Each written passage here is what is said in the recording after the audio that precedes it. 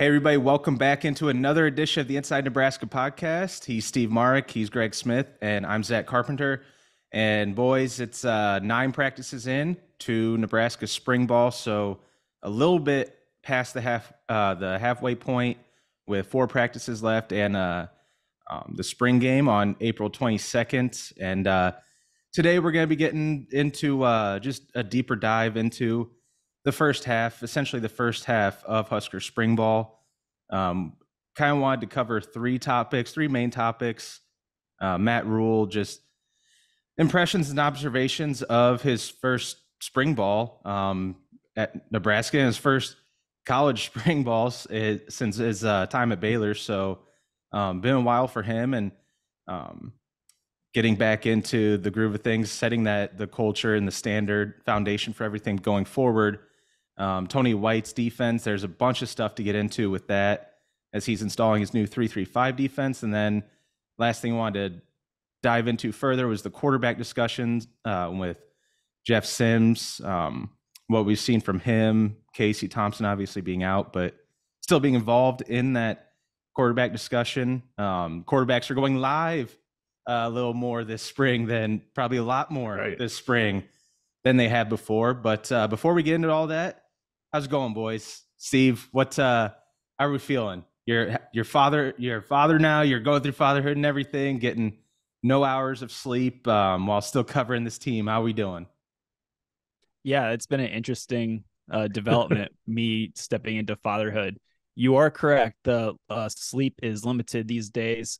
So pile Nebraska football spring on top of that and college basketball transfer portaling news, which seems to be crazy, by the way. I think college basketball is taking the cake with over college football and the transfer portal watching. I mean, it's just insane out there right now.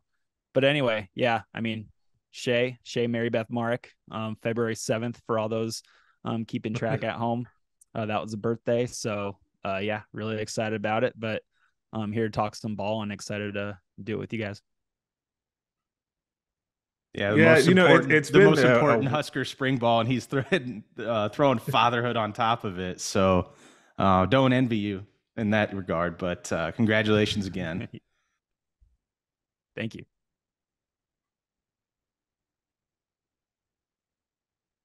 Greg, are we talking? Oh, I didn't know you were throwing it to me. I think there's a lag right now, so we're going through the Inside Nebraska technical difficulties. I definitely think that there's a lag, but that's okay. Hopefully the internet gods will kind of smooth that out for us. It's been has not been quite as an eventful spring for me as it has for Steve with fatherhood. I did not have a newborn in the home. I'm getting my normal amount of sleep, but recruiting is never ending, as we always say. And this staff has definitely tried to keep us on our toes with what's been happening there after having that big junior day weekend, and kind of all of the fallout from that. And then something we'll definitely get into a little bit later about all of the visitors that have been here for these different spring practices and why that's important for Rhule. But yeah, it's going well for me. Yeah, I mean, like I said, most important. I keep saying most important Husker spring ball, and I mean probably since the first off season in Scott Frost's tenure. But in some ways, I think this might be even more impactful than that, because I think there was just so much hope and excitement around Frost when he was hired, and it was like this is going to work. Like there was so much optimism that the prodigal son coming home was going to work, and then had the 4-year fallout of what's happened, and now it's a facelift of the program, and everything feels different right now. Obviously, I wasn't around for the Scott Frost tenure except for the 2022 season. But obviously, I mean, reading up on things, just hearing stories, and the history of that tenure is very different than what we're experiencing now. But before we sort of dive deeper into those 3 main topics, I wanted to kind of serve it up to let you guys give me another of your most interesting takeaways or thoughts outside of those 3 main topics, because there's so much going on. It's been so busy with different storylines and news and notes, inner workings of the program. So, Steve, what's like one thing that stands out to you that you wanted to break down? The biggest thing to me is it's just very, very apparent to me that Matt Rhule and his staff, they all have a plan and they're sticking to the plan, and everybody is on the same page. They say the same things in interviews, and that wasn't the case last year with Scott Frost and his staff. Sometimes like the assistants would be saying one thing and Scott would be saying another thing up at the podium, and it was never really streamlined. It wasn't ever like in a straight line. It seems like a straight line with Matt Rhule, and I think it's really cool to see. And I think it's something that, Trev Alberts, who hired Rhule, is really appreciative of. I think Trev is a guy who is absolutely loving what he's seeing from Matt Rhule and his crew. And, when I say everything, like he has a plan, everything is intentional too. And I think that's kind of a staple of Matt Rhule. And that goes from, the football team to the conditioning drills, the competition week that they did in the off season, all the way down to social media posts, tweets, videos. I mean, remember when Heinrich Haarberg, everybody was talking about him changing positions. Is he going to be a tight end? Is he going to go on defense and become an edge rusher? Well, that same week, all of a sudden that video popped up of him running the option and scoring a touchdown as a quarterback. And so everything has just it has a purpose. And I think that's really cool to see from Matt Rhule, who I think has done this at each stop, Temple, Baylor, maybe throw Carolina out the window. I don't know if obviously his way of doing things didn't really seem to click in the NFL. But I think he's a college guy through and through now, and he learned his lessons, and, he learned from his, all of his stops. And, I think Nebraska, they got a good one is what I'm trying to say. And I really like that he seems to have a plan, and it's very intentional. Yeah, and it's interesting, Steve, because the thing that has stuck with me so far through this first part of spring ball kind of dovetails off of that. You used the word intentional, which I think is perfect to describe Rhule and kind of his staff and kind of this large apparatus of people that he has kind of working for him over there. And another thing that has been very intentional that it kind of has taken me by surprise a little bit is the amount of people that we've seen at practice or that we know of that have been at practice, high school and local college coaches and, high school prospects and signees, right? Like it's all of it. Like we knew, because kind of leading into spring, Matt Rhule talked about, how could you commit to me to play for me here at Nebraska and never come see us practice? So you kind of had that little inkling, right, that they were going to have a lot of recruits kind of come through the program, and they do need to do that because like Rhule has also said, people are curious about what's happening right now with the program and they want to see it, right? And the best way for those guys to sell what they do, it's not to do a bunch of talking and do a bunch of flashy stuff that way. It's for you to actually get here, see what Lincoln is like, see what the campus and the facilities are like, and then see how those guys coach up close. I think that's the winning formula for them. And so we knew that was coming.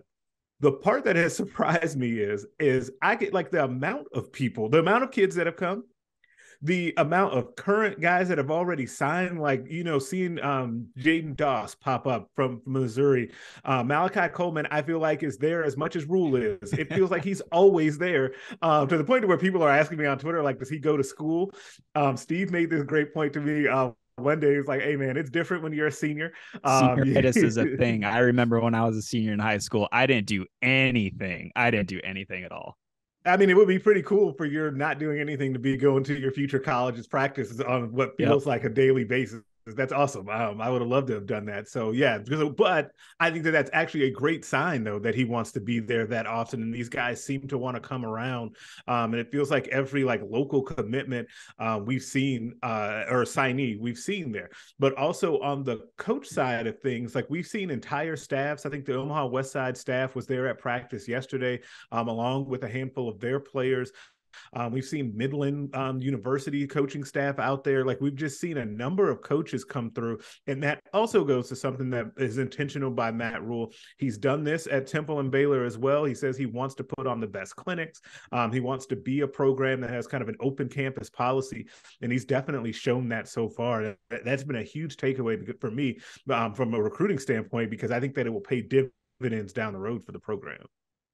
Yeah, the coaches clinic over the weekend, 300, 400 coaches he said that they had on campus or at the clinic. And I think that it's an extra data point with what you guys are talking about, that there's interest in how things are being run, how things are going.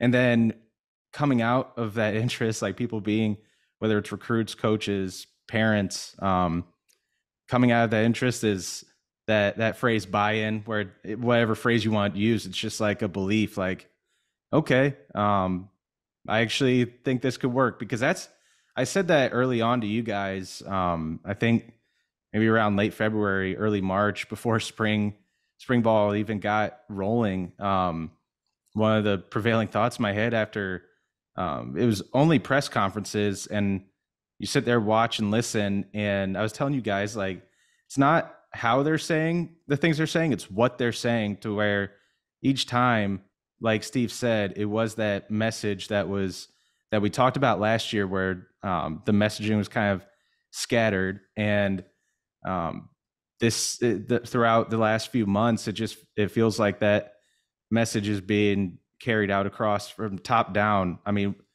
we talked about during the coaching search, and then when it was over, that Trev Alberts wanted someone that was going to share his vision. They were going to be in line. And I don't know if you'll see too many athletic director, head coach relationships that seem so in line with each other than they do. And then it goes from Rhule to his assistant coaches, and then his support staff. And then that has trickled down to the players when we hear them talk. I mean, it was interesting to hear.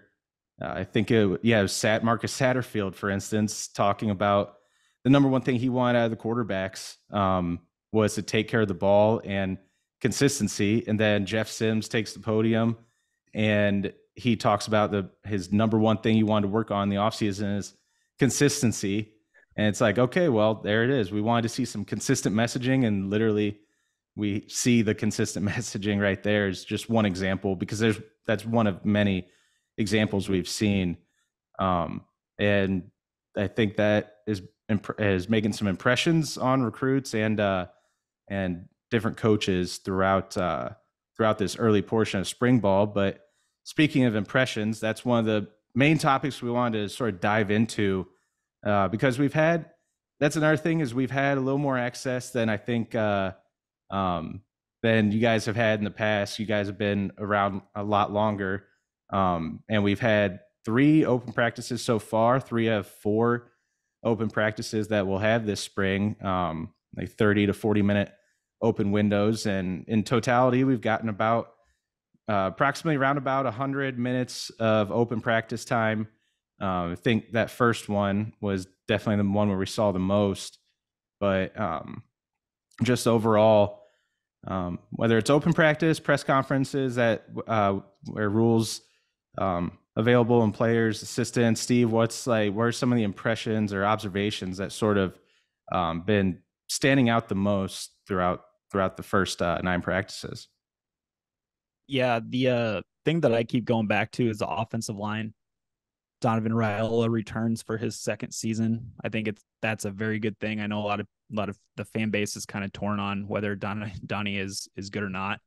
But I think whether he's good or not, it doesn't really matter to me. I think that him coming back for a second season and having some sort of continuity with the offensive line is going to help that unit in general.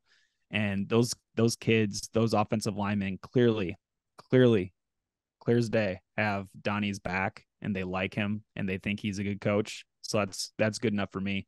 I mean, the fan base can think whatever it wants about Donnie Raiola, but at the end of the day, if the players are playing hard for him, that's all you can ask. And I think Nebraska is going to see a step forward with the offensive line. I truly think so, because at the end of the day, you can talk about the quarterbacks, you can talk about the skill positions, all the good running backs that they have, the intriguing receivers that they have.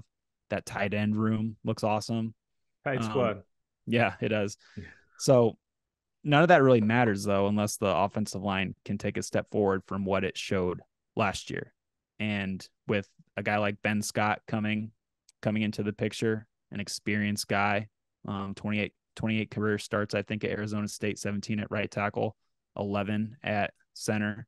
if he can come in and be that guy, that leader, that quarterback of the offensive line group at center, I think that that's a really good place to start. And there's a lot of different combinations that can come with that offensive line. And I like a lot of them, honestly. Rhule brought up Bryce Benhart being a NFL player in his eyes, and he brought up confidence.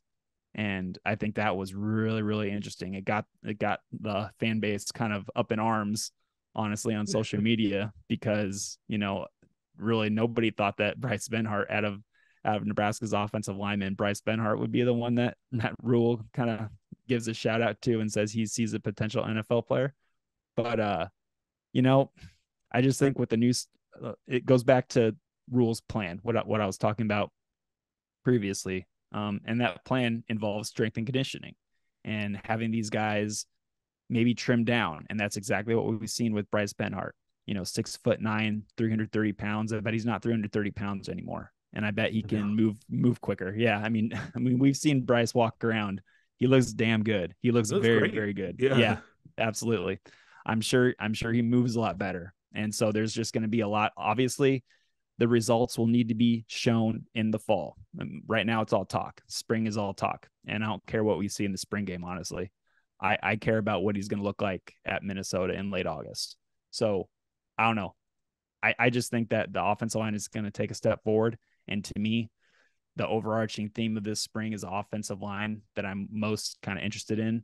And, like I said before, there's a lot of different combinations, especially on those interior spots.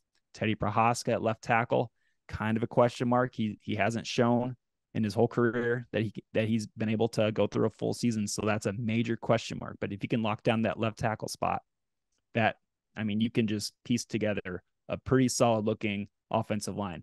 And I did the math. I think Nebraska has returning about 120 career starts. That's got to be upwards towards like the top in the nation. And that's for sure maybe the most career returning starts in the conference in the Big Ten. So I don't know. I think there's a lot of potential with this offensive line. They're old, they're experienced. I don't know.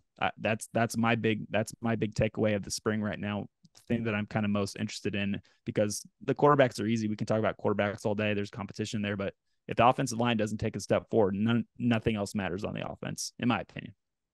Yeah, and I think that to me, the offensive line and kind of starting there, I think makes a ton of sense. And I'm glad you brought up the point about the 120 starts, because I think that it feels like people don't either appreciate that right now or even really bring it up, that it's a veteran group. This isn't a group. It's a veteran group that got their coach back, which should, in theory, in normal college football world, that's something that should prompt a step forward, right? And so I think you're right on. I agree with you that the offensive line should take a step forward. But I ultimately agree with your biggest point, which is we got to see it in the fall before you really start to believe it. And I know that people will jump on us for even suggesting that they're going to take a step forward. But the offensive line is not my biggest overarching thing, though I do like talking about offensive line play.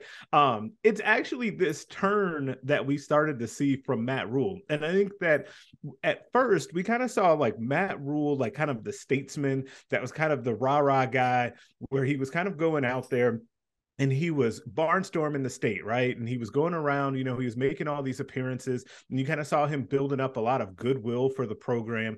And then you kind of saw that turn into what Steve was talking about with the confidence building. And I think that that's continued to go. But what I just saw in the last press conference is the thing that I think is the most important thing I've seen so far, maybe. And it stems from this quote from Matt Rhule. Quote, "We're just trying to change the expectation level of our guys. We're not here to try hard. We're not here to lose and thank the fans." I'm going to read that again. "We're not here to lose and thank the fans. We're here to win."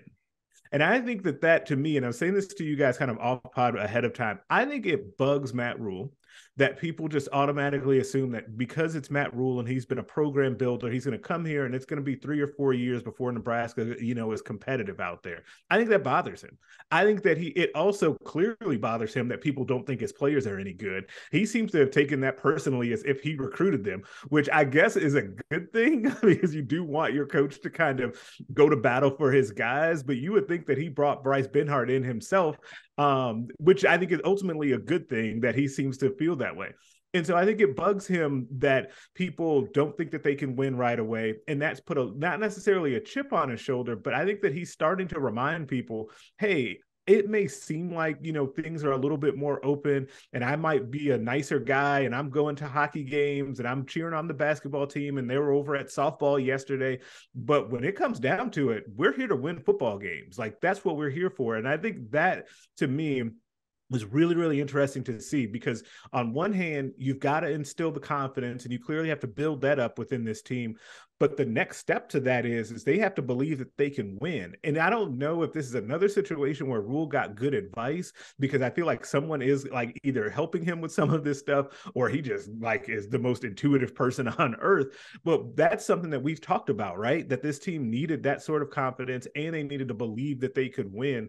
So I think that's really important. I think that, especially the part to me, we're not here to try hard or lose and thank the fans. I think that people have gotten a little too accustomed to that portion of Nebraska football the last few years, and it feels like we're trending in the right direction of that getting out of the program. Yeah, I mean, real quick on the comment that Rhule, or that you said, feels like Rhule almost gets offended when people criticize the players as if he recruited them himself. He kind of did, in a way, to have the conversations with them when he first got here. And I don't remember the quote verbatim, and I don't have it in front of me, but paraphrasing, he said that every guy on that team in that locker room now is his guy, because they all chose to stay and grind through this first off season. Obviously, we're going to see an exodus of players in the transfer portal, or the other rules that he's talked about to trim that roster down to the 85 come fall. But that was just one thing that kind of came to my mind when you were talking about that, is he said, these are all my guys now. So this is who we're working with. This is who we're going to build the foundation with. And that's what I'm glad you brought up yesterday's press conference. We're recording here on Friday, and I'm going to publish this or post this probably Sunday or Monday. But that press conference was really illuminating to me. I thought it was pretty loaded with not just insight, but like you said, that was the biggest takeaway for me, because it feels like throughout the entire December, January, and February, March, all this time, like, he hasn't really talked up front about winning that much. Like, he hasn't talked about winning that often in his press conferences. And he then, when we did stories and recaps of visits, and you hear that the one of the pitches to Dylan Raiola and his family is that we're going to win, and we think we can win. We're going to win now. And it was like, oh, okay. Like, that's like that's sort of a key pitch to some of their recruits, but it wasn't, we're going to win down the road if you come here, that type of thing. It was, we're going to win now. And then to hear him say it publicly like that, it was like, I like rewound it, because I'm like, okay, here we go. Like, that kind of shows you something. I think I don't know. I think the overarching thought was, like you guys said, that the first year was going to be rough. Like, the first year was going to be rough, like it was at Temple and Baylor. But the way college football is set up now with the transfer portal, especially NIL, I think that can allow for a bit of a quicker foundation being laid. I mean, I don't think they're going to go out and go 9-3 or 8-4. Like, they're not going to be probably competing for a Big Ten title this year, in my opinion. But maybe the opinion of that staff is they can have a lot more of a successful first year than we thought going into spring ball. Which, hearing him also talk about how spring ball is his favorite time of year, I thought that caught my ear too, because we talk about how important these 15 practices are, and whether I be the tackling, the culture buy-in, all that good stuff, all of that stood out to me. So it was, hearing him say, we're not here to lose and thank the fans, we're here to win. It was pretty impactful statement from him. Yeah, but the thing too, though, is and there's so much there in the stuff just with Rhule, because to me, him saying, like, coming out there right away and saying that spring is the most, like, his favorite time of the year and practice is the most important word in his program. You know what that also does? That puts the players on alert. Like, hey, we better take this mess seriously, because our coach wakes up excited every day about practice. Like, he wants us to get in here and work and get better every day. He's going to, and we've also seen him and his staff go out there and get after it in recruiting. We saw the hours they were putting in. Then we go out on the practice field and we see Matt Rhule getting on Bob Wager, or he's getting on Ed Foley and trying to get them better, and they're doing it to each other. Like, we've got to be on alert. Like, I feel like everything that he's doing, to Steve's original point, is intentional, and it all builds itself to the team ultimately getting better. And that's why I agree with what both of you have said, is that Nebraska really feels like they got a good one. Like, I feel like that initial hype of, like, excitement of, oh, okay, they got a new coach, like things are going to be better, it's going to be great. That kind of has already, for a lot of people, myself included, been pushed to the side, and now you're kind of in the nitty gritty of everything. And I think that the things that we're seeing, I think, support those, like, initial feelings, which is a very good sign for Nebraska football. And one real quick thing before you go, Steve, because I just realized that in my incoherent Billy Madison style rambling that I forgot to actually say the one thing that I've told you guys, like, privately, that throughout that entire time leading up to spring ball, there was just what the coaches were saying, like, not how they said it, but what they were saying. Is my prevailing thought was, okay, like, this feels like this is exactly what this program needs, what this team needs. And I'm like, I think it's going to work. Like, that's what my prevailing thought was, like, going into spring ball was, I just have a feeling this read on it, just gut and head, is telling me that this is going to work, that Rhule is the right man for the job because of all the things he's done and what he's been building so far. But so you don't want to get ahead of yourself, because they've never played an actual game. He's never won a game at Nebraska. He's never lost a game. So you don't want to get ahead of yourself.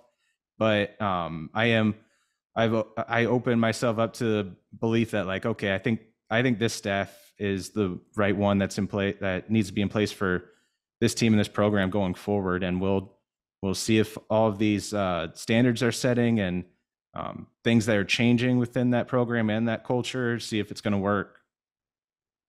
Yeah, and just one last thing I forgot to mention when I was talking about the offensive line before we can move on, but what Greg was talking about, confidence and everything being intentional with Rhule and everything having a purpose. Like, Matt Rhule just doesn't do things. Like, his assistants don't just do things. The social media team doesn't just put things out. Everything has a meaning. And I remember, I think it was a second one on the 6th floor of Memorial Stadium, Matt Rhule's maybe first press conference in Memorial Stadium. I asked him, what are his thoughts on the offensive line? And this was way in, I think, November or December. Maybe it was the signing day presser, but he immediately defended his guys. He immediately said it wasn't their fault. The offensive line, I thought, was pretty good.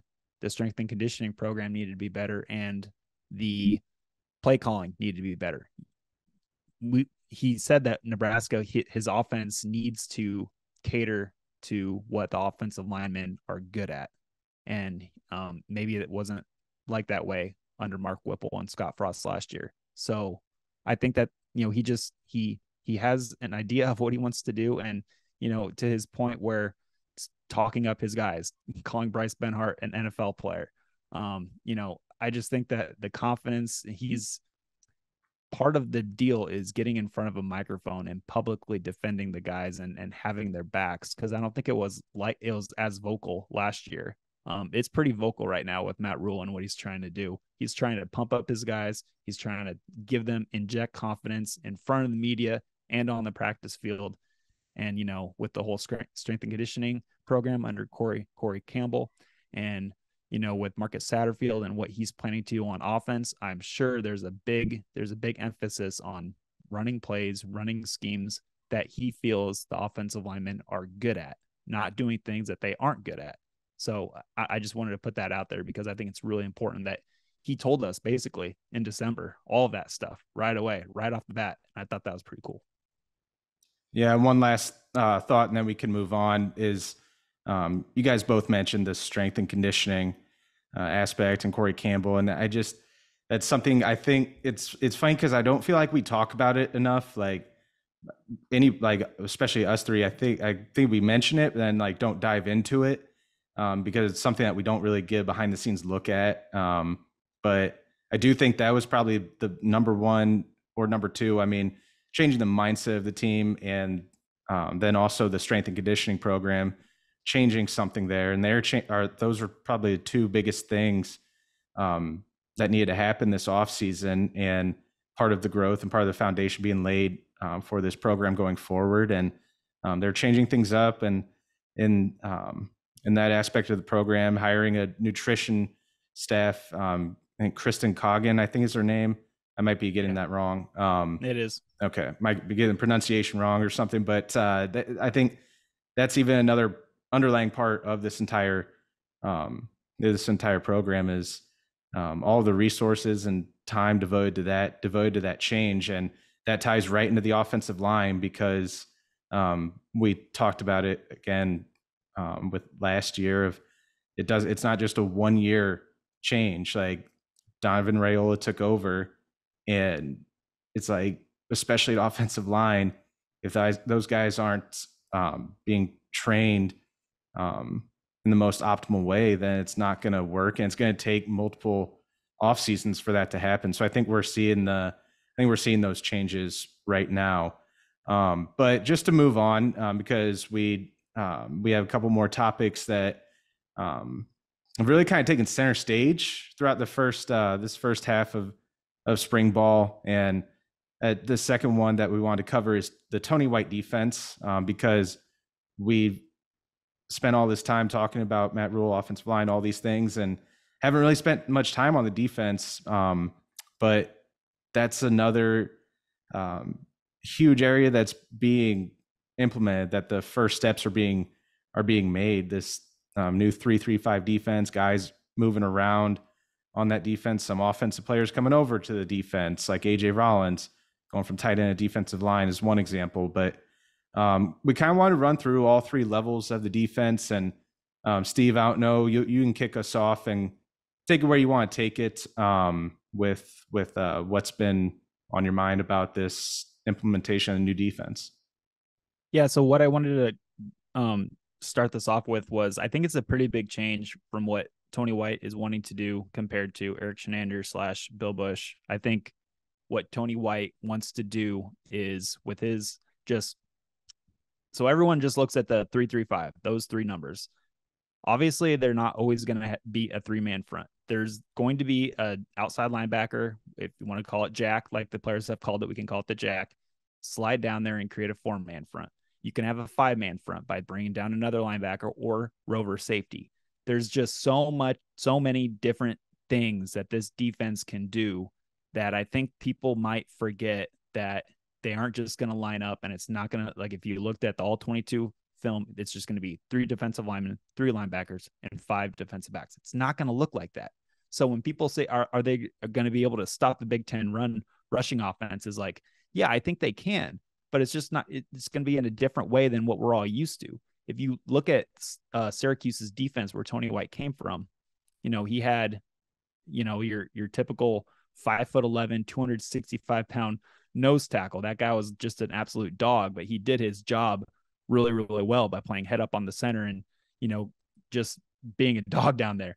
But, what I want to start this off is I think they're not going to be two gapping anymore, which I think what Eric Shenander might have been doing, which is why the defensive linemen were these big, they got their weights way up. They're really strong and physical defensive linemen. But I think with Tony White, they want everybody slim down. They want more movement up front. And that means, to me at least, more shooting gaps instead of two gapping. So I think they're going to put a lot of guys at the line of scrimmage. They're going to try to shoot gaps. They're going to try to get in the backfield and make plays and, reroute running backs and just create havoc in the offensive backfield. So that's what I wanted to start off. And we can start off with the defensive line, and we can get your guys' thoughts on who we think might get out there. But obviously, Nash Hutmacher coming back is really, really big. Ty Robinson is out for the spring right now, but he's obviously going to be out there. I really think Ty Robinson is a guy who might take a step forward, reworking on reshaping his body. Same thing with Nash Hutmacher, who might be around 300 pounds. He played at like 325, 330 last year. Elijah Judy is a transfer from Texas A&M that I think a lot of people aren't really talking about right now, but I think he could be a pretty big piece up there. Stephon Wynn, who was here last year, former transfer from Alabama, he's here. So there are some bodies, but the depth at those three spots, I think maybe kind of lacks, but not because of lack of bodies, just because of experience. Maybe there's just not a lot of experience there. So, we can talk more on that, but what are your guys' thoughts on the D line? I kind of like Nash Hutmacher. I really, really think that he's going to be taking a step forward. He's going to be leaned on a lot. I think Matt Rhule has said a lot of good things this spring about Nash Hutmacher. So any thoughts on the D line? Yeah, for me, I've come around, or I've gone back and forth on this so far this offseason or this spring about which group between the offensive and defensive line I was more concerned about and which one is kind of the key to the team. As of right now, we're recording this on Friday, April 7th. I'm going to say that I feel much better about the offensive line than I do the defensive line. And part of it is what you just said, in that some of the material I think is fine there. I don't know that they have like a top line first or second team all Big Ten type of player. Ty Robinson is supposed to be that, but it would be great if Ty Robinson was out there this spring. But he's dealing with some stuff, even though we've seen him kind of working off to the side in those yellow jerseys, because I can't believe none of us brought that up. That seeing that in practice and seeing everybody be active, like unless you're in a cast, you're going to be out there like doing stuff. And so I found that really interesting. And so Ty Robinson has been one of those guys we've seen him, but just not doing like football stuff, right? He's on the air bike and stuff. And so if he becomes that guy and Nash Hutmacher continues to take the steps that you kind of feel like is happening based off like kind of seeing his body being reshaped, hearing Rhule and Terrence Knighton talk about him. And I think honestly, most importantly, what we've seen, like what we've heard from Nash Hutmacher this spring, like I liked a lot of the stuff he said in that post-practice interview he had. I'm talking with his leadership and talking about him taking more ownership of that group. And, it's not about, the coaches want us to do this and we're trying to do that. No, what they're saying is what we do. I'm paraphrasing. Like, I thought that was really impactful. Elijah Judy should be a big part of this defense. You've got guys like Ruquan Buckley, AJ Rollins making noise. We'll find out if that's a spring camp storyline or if that's actually real. But if he can just be a rotational guy, that gives you a lot of help. And so the defensive line to me is the big concern. But there are ways that you can kind of massage that and kind of get around it because of this 3-3-5 defense. And that's the thing that I think that we can sometimes get lost in, that I think, and maybe this is like a hot take, maybe it's not. Tony White was the best coach that Matt Rhule hired. Like, I think a lot of Tony White, and I think that he's a future head coach, and I think he's the number one guy on this staff that's a future head coach. And so if he is that guy, he's going to figure it out. That's what happens around college football with these really high-end assistant coaches and coordinators. They end up figuring it out. So I do have confidence and faith that he'll be able to do that, in part because of the scheme and the kind of the havoc that it can create. And I think Jamari Butler kind of called it organized chaos, or said it's a lot of moving pieces the other day. And I think that can help the defensive line until they can really get more of those difference makers in the program. Yeah, I mean, my overarching thoughts about the defense is something that Steve talked about, and it's that speed. They want to be every guy that you talk to, every defensive player, it feels like that's been available for these post-practice interviews, has talked about how fast it is, how fast moving, and how they want speed on the defense. I mean, just John Bullock yesterday, the walk-on linebacker, was talking about it. How, like you said, chaotic it is, but in a good way. Like, it's organized chaos and it's fast. And I mean, Rhule talked about it recently, that he kind of put a number on it and said, I want 18, 19, 20 guys to be in rotation. We'll see if that happens, but whether it's 18, 19, 20, the point is clear that they want to be a fast moving defense that rotates and keeps guys fresh. And you hear about that, like with the Chip Kelly offense comes to mind of like getting it moving fast and going up tempo. It's like, how do you do that on a defense? Well, I guess we're going to see, because that's the plan. But with the defensive line specifically, and this can kind of get into the talk about the outside linebackers, that jack position, which, we found out that it sounds like the label for that hybrid linebacker defensive end spot's going to be the jack. That's what MJ Sherman called it a few times in his presser. But so maybe it's getting into or bleeding over into that a little bit. But what I took away was yesterday when Rhule was talking, he started talking about the early enrollees, and he said, normally you notice that they're early enrollees, but these guys have been standing out. I mean, they have 6 early enrollees, so it's a small group, but he talked about on defense, Cam Lenhart and Prince Will, Uman Yellen, and Maverick Noonan. And this is something we analyzed or we're projecting like throughout pre-spring when we're talking about like the most interesting players to watch or most intriguing. And that defensive line, the numbers are thin, especially this spring, like you said, with Ty Robinson being out. And I think noticing that we Blaise noticed that and Blaise Gunnerson. Yep. I knew I was forgetting somebody. And seeing those freshmen, that Cameron and Princewell especially, those 2 guys look like I thought they looked impressive, more impressive physically than I thought. Just they're coming in as true freshmen. You think like you kind of have that stereotype in your head where they're going to need some time to develop, but they look impressive physically. And to hear Rhule say that those 2 guys have spent a lot of time on our first string, they're outstanding players.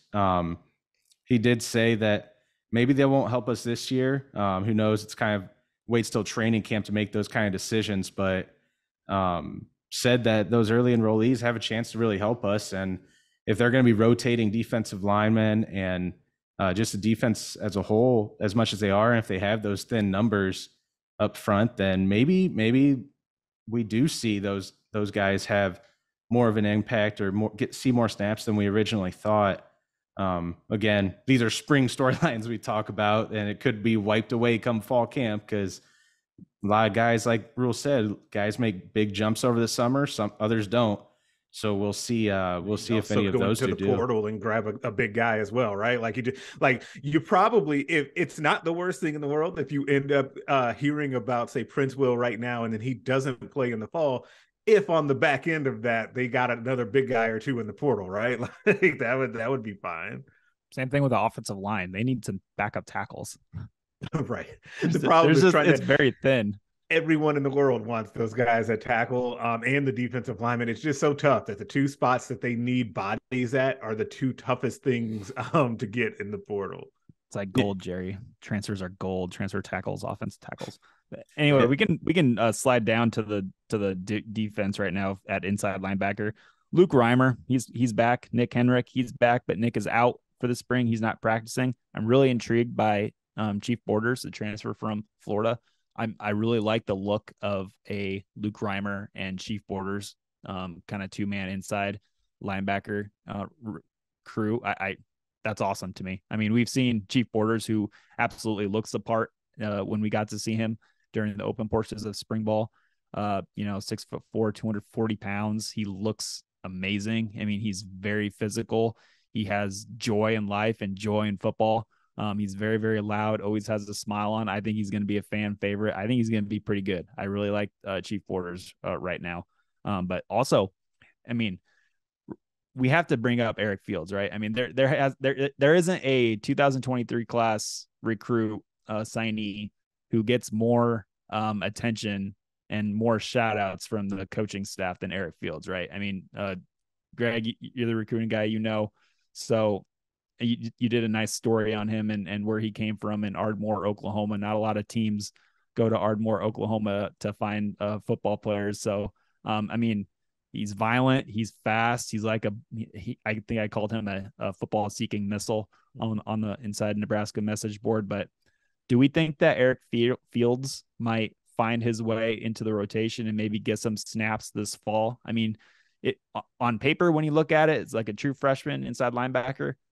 No, but I mean, these huddle highlights are insane and really fun to watch. I think Tony White called him a chess piece, which who knows what he could grow into when Corey Campbell gets his hands on him and put some muscle on his frame and maybe gets him up to 225, 230 pounds at 6'1", 6'2".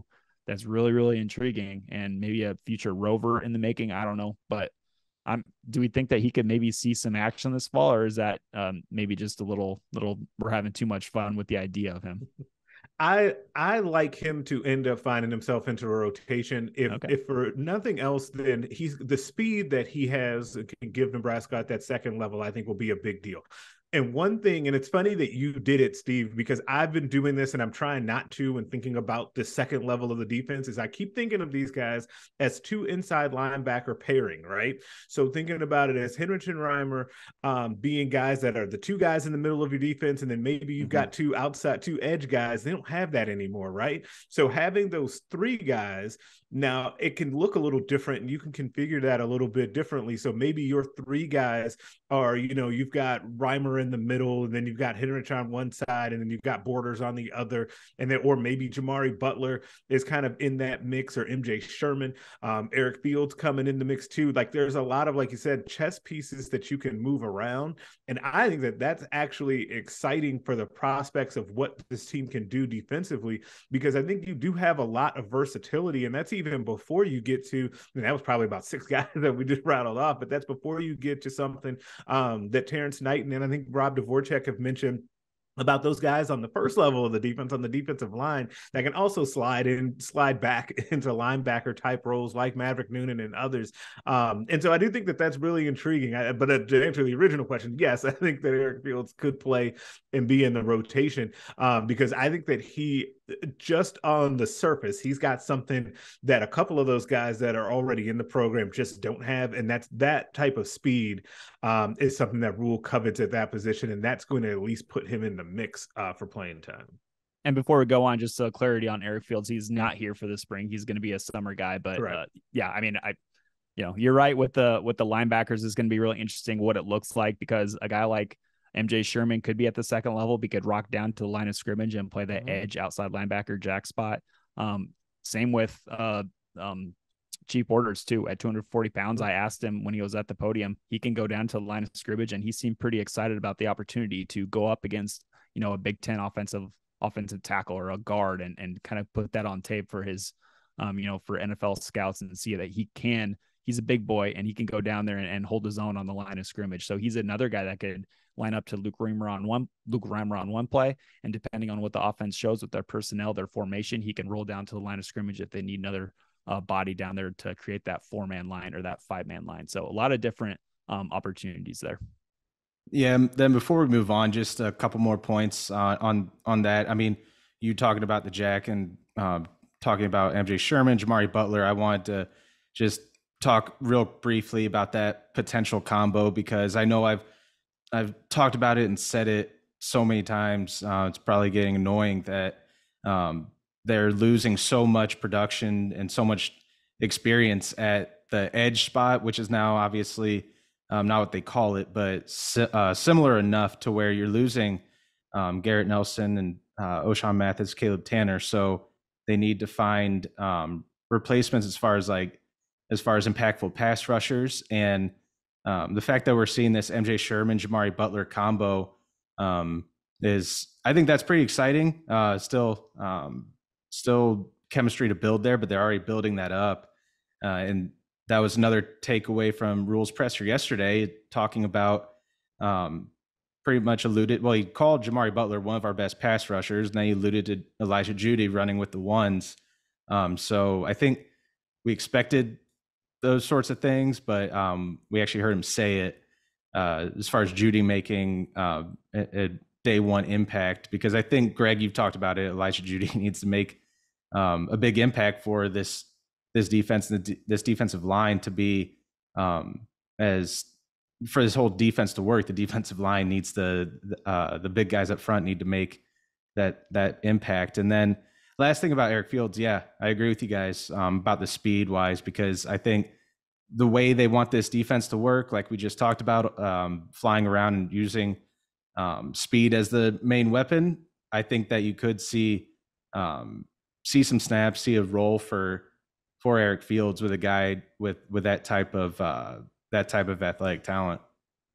And don't forget, that's not unheard of for just in very, very recent history at Nebraska of a true freshman inside-ish linebacker to come on the scene and end up playing. And Steve's smiling, he knows where I'm going. Like, the guy's not here, so it's kind of like Voldemort. But Ernest Hausmann definitely did this same thing that we're kind of thinking that Eric Fields could do this coming season. And with that change in scheme, I think that he's right in line to be able to do something like that come the summer. Part of that, though, of course, will depend on what he's doing right now, right? Like, is he getting himself ready physically to be able to hit the ground running when he gets here in the summer? We don't know that. You can never know. But knowing him through the recruiting process, I feel fairly confident that he's getting after it in the offseason here.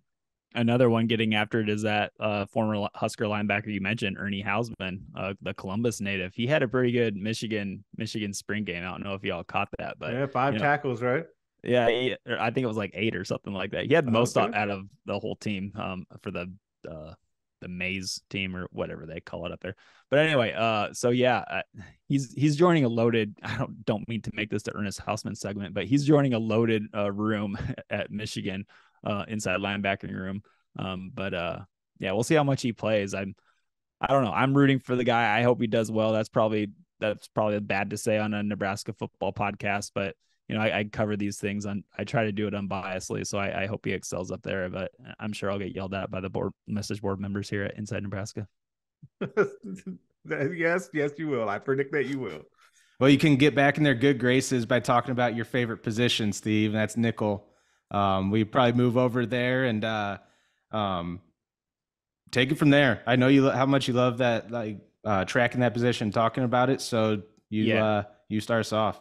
Yeah, let's just start with the corners. Let's get the corners out of the way because I think we already know them. So Quentin Newsome, and I know Malcolm Hartzog, he got a shout out from Tony White that he was, you know, he was having a really good spring as kind of a versatile piece, moving around different areas. He was playing outside corner. He was moving into the slot as kind of that nickel slot corner.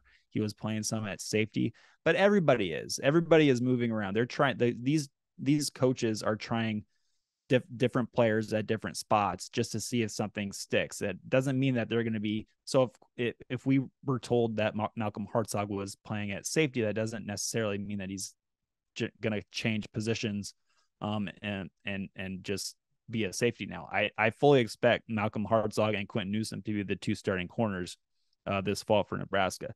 Now, with that out of the backup wise, I bet Braxton Clark might still be there. He's been a backup for a long time here. He hasn't really quite got over that hump to start, but Quentin Newsome, I think, is an NFL guy, and Malcolm Hartzog, you know, how can you keep him off the field? I think he's got a heck of a future here at Nebraska as kind of a smaller guy, but he plays a lot bigger than his stature. Tommy Hill moving back over to corner. Kind of a weird season for him. Last year, he was the starter from day one at that corner spot, lost his job, got benched, moved over to the offense, was a receiver, and Matt Rhule has moved him back to corner this spring. So kind of an interesting story that nobody is really talking about, but I think it's because everybody's kind of off of Tommy Hill now, but I don't want to give up on him just yet. He's really talented. I still think he's got a lot of athleticism.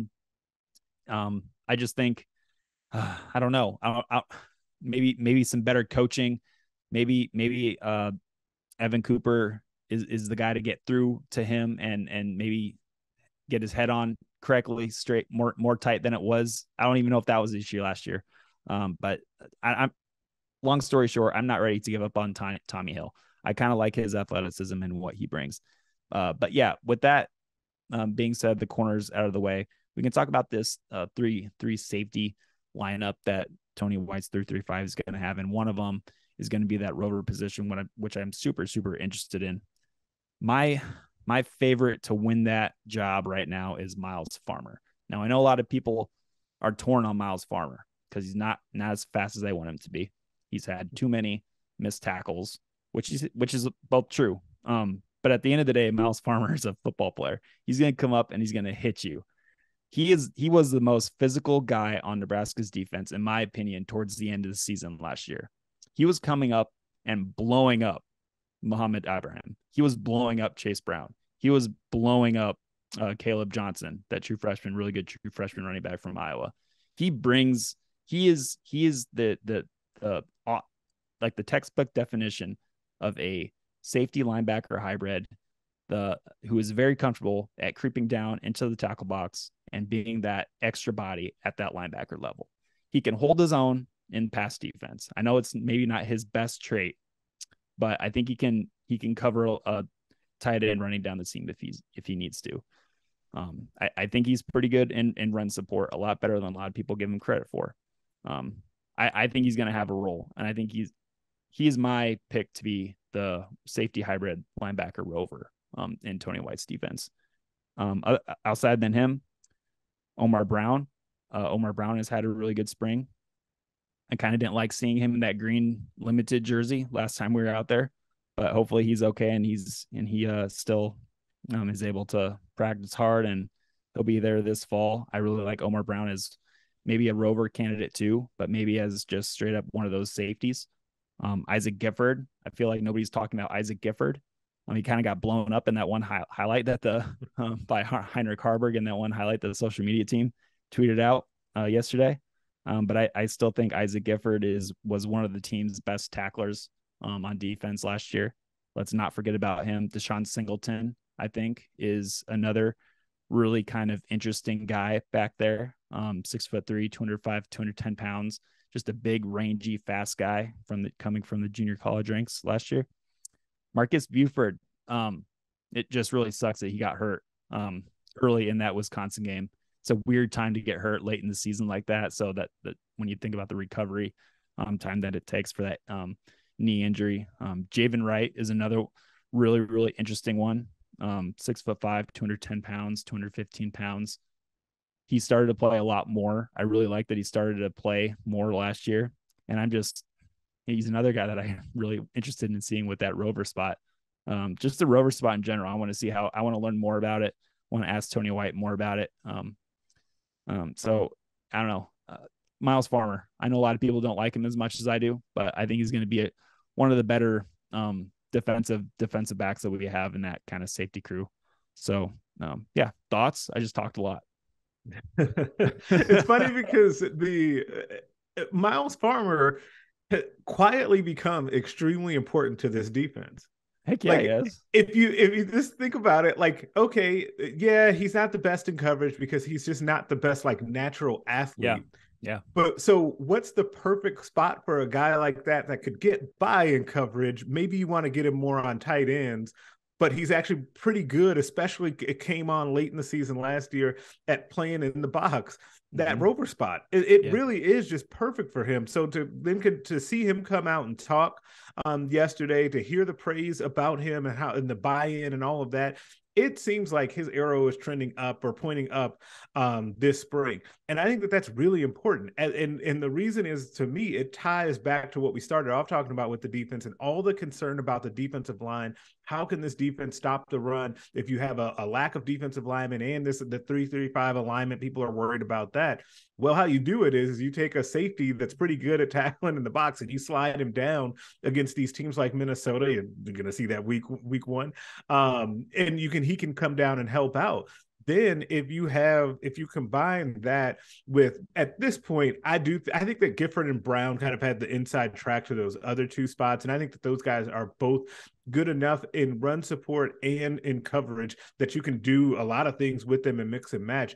I do think that, overall, we've all kind of talked about the secondary being maybe the best position on the team, definitely the best position on the defense.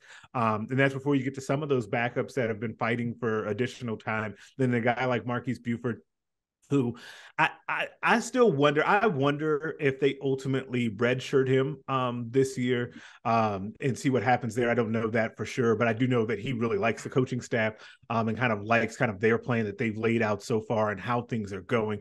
And he's, of course, itching to get back out there because he's an impact player, I think, or a guy that could be a budding star in this defense. And so, but I think that they have enough without him right now. And I think that Miles Farmer, like, just really quietly and suddenly, for me at least, became super important to this entire defense. And in that rover spot is the perfect role for him. One more thing on Miles Farmer, because it's just, I didn't like when people were talking about his lack of tackling. And look, he has missed a lot of tackles in his career, but when you like point at the defensive performance against Georgia Southern, the defensive line on Nebraska's defensive line was just getting gashed against Georgia Southern. We remember all those Georgia Southern running backs just running just through these wide open holes. And then there would be like Nebraska's safeties back there trying to make a one-on-one tackle against the Division I running back running full speed ahead. That is a difficult play. And just any safety would struggle in that situation, put in that situation. That is just a tough play to make. So when I hear people, say, they hope that Miles Farmer isn't out there because he's too slow and he's not good at tackling, I can't disagree with that more. Like, he was put in some bad positions last year because the defensive line and the linebackers weren't fitting right. And so, these running backs were getting full steam ahead right at the safeties and leaving them for trying to make one-on-one tackles. And that's just a difficult play. And before we move on, we should mention Corey Collier. I forgot to mention Corey Collier, former 5-star athlete in the 2021 class. He comes over after 2 seasons. I think it was 2 seasons in Florida. So he comes down as the second Gator transfer, and I think he could play, step right in, and it might suit him better at safety as kind of a 3-3-5 safety with Tony White. So I don't really know a lot about Corey Collier just because he didn't play a whole lot at Florida, but he's another one I'm really interested in. And I could see him getting into the rotation too. Like you mentioned, this defensive back room is way, way, way loaded with a lot of bodies, and they need to figure it out. So it's going to be really interesting to see who sticks around. But when Matt Rhule talks about he's wanting to play 17, 18, 19, 20 guys on defense, that's where you could see the defensive back room like rotating in, just a lot of rotation with like Miles Farmer, Corey Collier, Omar Brown, Isaac Gifford. You can see these guys rotating in and, helping stay fresh and fast on defense. So I'm really interested in the defensive back room. But yeah, rant on Miles Farmer over. Well, my one last thought on Farmer is, as we're talking here, it's just funny, the dichotomy between the presser after the Oklahoma game versus the presser yesterday, where obviously it's so much. Obviously, it's right after a loss, but so great. Just the difference there, where just talking like frustrated about how we've been tagging off for 4 years. We've been tagging off. Yeah, I think we're gonna remember that for the rest of Miles Farmer's career, is just that honesty and just open frustration, understandably so. And then back to what we talked about Rhule implementing these things is, the physicality at practice. You see the videos, we hear about it, and we see it ourselves a little bit. Like, that's for a guy like Miles Farmer. I was thinking about this yesterday when we saw that video from the Husker account. Like, a dude like that's just got to be licking his chops, just being like, all right, this is what I've been wanting. Like, this is fits me perfectly. And I bet there's a lot of guys on the team who feel like that. And I bet there's some who don't. And that's sort of what this brings about, right? Is weeding out the guys who aren't built for that and aren't fit for that. So that was just interesting to think about when looking at Miles Farmer specifically, and then broadening it out for the bigger picture. But moving on to the last thing we wanted to talk about, again, speaking of bigger pictures, the quarterback battle, because it started this spring, but it hasn't. I feel like it's not going to truly start until training camp when Casey Thompson comes back. And seeing Jeff Sims up close, we knew about it, but seeing him up close, 6'4", 220, it's like, okay, damn, like, he is an NFL looking athlete, NFL body, he has that physicality. And Casey Thompson's not built the same way. That I think 5'11", 5'11", 6 foot, officially 195. And the difference is just going to be so interesting because Rhule and Satterfield clearly want the run game, the quarterback run game, to be a part of this offense. Maybe not like 20 carries a game type, but it quite clearly looks like the quarterback run game is going to be a part of this offense. And I think come fall camp, we're going to have this sort of the quarterback battle really gets going, and it's going to be, all right, the Jeff Sims as the better athlete, the more physical presence in the run game versus Casey Thompson as the better thrower, because I think Sims still has some things to work on mechanically with the throw game. I mean, 23 interceptions in 23 games as a 3 years at Georgia Tech, which cut him some slack. 13 of those came as a true freshman. So that needs to be stated, but still a lot sort of inconsistent up and down. And that's why he said consistency is the number one thing I want to work on. And I think Satterfield was telling us a little bit without telling us that the biggest thing he wants out of the quarterbacks is taking care of the ball. He said, I'll put my dog out there to play quarterback if he takes care of the ball. So sort of that balance, that I think that's going to become a big storyline of once we hit fall camp, is the different things Sims brings to the table, different things Thompson brings to the table, and like which sort of style really wins out. Yeah, there's a lot to talk about with the quarterbacks. It's, you mentioned the interceptions, and Sims, like you said, 23 interceptions in 23 career games at Georgia Tech. He was a 57% completion percent passer at Georgia Tech. You'd like to see that higher for a Division I quarterback, especially a Power 5 quarterback in the Big Ten. Like you said, with Marcus Satterfield, I think it's really going to come down to which of those two quarterbacks, and maybe Heinrich Haarberg. This seems to be the spring of Heinrich Haarberg. They really like his athleticism, his size, his arm strength. He's probably, if you're judging off arm strength, I bet Heinrich Haarberg is, or maybe Richie Torres can throw the ball the farthest and hardest. But I think Heinrich Haarberg I think it's real. And I'm not sure if he's going to win the job, but I could see a package for Heinrich Haarberg out there this fall.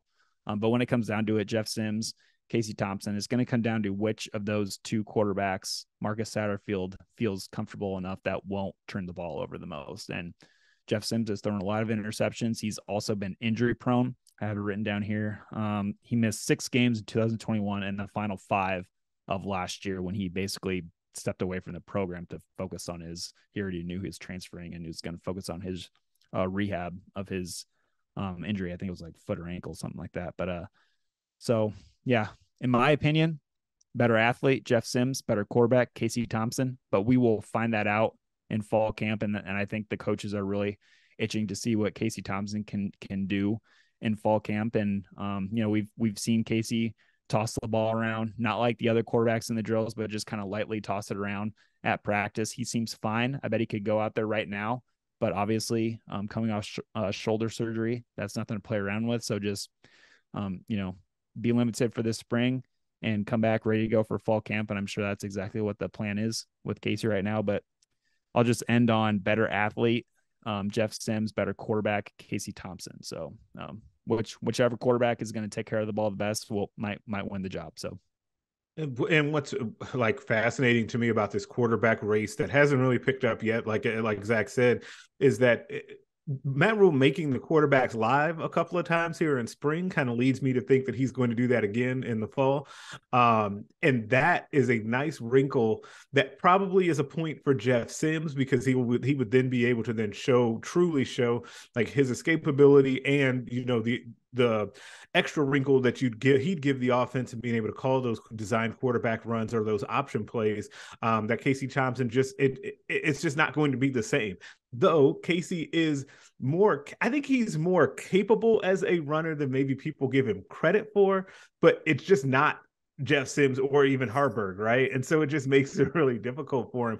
And to go back to one of Steve's points, though, about Haarberg, I do think it's the spring of Haarberg, and I think that I'm kind of happy for him because these quarterbacks have been through a lot, kind of in this. And by the way, we don't ever talk about Logan Smothers in this mix as well, and it's hard to see a path there for him. Like it just really is. And I know, I feel like it's been many years in a row of us basically asking him, when are you transferring? And so like, hopefully that doesn't continue and we can just like one way or the other, it gets figured out. But Haarberg, I think, is a real thing. I don't think that that's just a spring storyline. And I think that he's really important, not just to right now, but also the program's future, is that you do want to have a quarterback in your program that you think can be a guy that you can go to in the future if need be, depending on what kind of happens in the big picture with recruiting. And it's also now or never for him to make kind of that move. Like the door is open for him to do it. It's just going to be difficult. And we all kind of think that it'll be Jeff Sims versus Casey Thompson when we get down to it. But I will throw this out there as well, as we're kind of talking about what's happening with quarterback and then also kind of previewing what we think will happen in the fall. I think some of this will depend on how comfortable they are with the offensive line. Like if you get in a situation where they're like, okay, well, the line is healthy heading into the season, and we think that we'll be able to do a little bit more traditional run game, and we can design it better. But we need Casey Thompson to be able to push the ball down the field for play action passes or get the ball to these tight ends. Yeah, I could see that being, you go in with Casey Thompson in that situation. So that's something to keep an eye on as well. But I do think that battle will be like the number one thing we're talking about in fall. We're just not there yet. It's fun to talk about, though. It really is like an actual quarterback battle, and the different things that they bring to the table, I think, makes it a little bit more of a juicy storyline. That's just the two different strengths and which one's going to wind up winning out. Again, doesn't really feel like it officially starts until the fall. And I mean, we have 4 practices left and the spring game. I know we went through a lot. We went over an hour, obviously a lot longer than we normally would go on these, but it's because there's so much to talk about. And like, we could probably go longer, with the different things we've seen and heard and observed, throughout the first 9 practices. But again, 4 left before the April 22nd spring game, which counts as the 15th practice. Really interested to see what the format's going to be. We still don't know yet. Curious if the quarterbacks are live there, how much tackling and physicality there is. Would be interested if that happens. We don't know yet. But a lot of interesting angles and things to consider as we move along here in the last 2 weeks of spring ball. So we'll have it all covered for you at nebraska.rivals.com and on our Inside Nebraska YouTube channel. So I encourage you guys to like this video, subscribe to our YouTube page, get the videos like this dropped right in your feed, press conference videos, analysis, exclusive interviews, and all that type of stuff. But until next time, when we come back here with some more stuff for Steve Marik and Greg Smith, I'm Zack Carpenter, and we'll catch you guys again next time.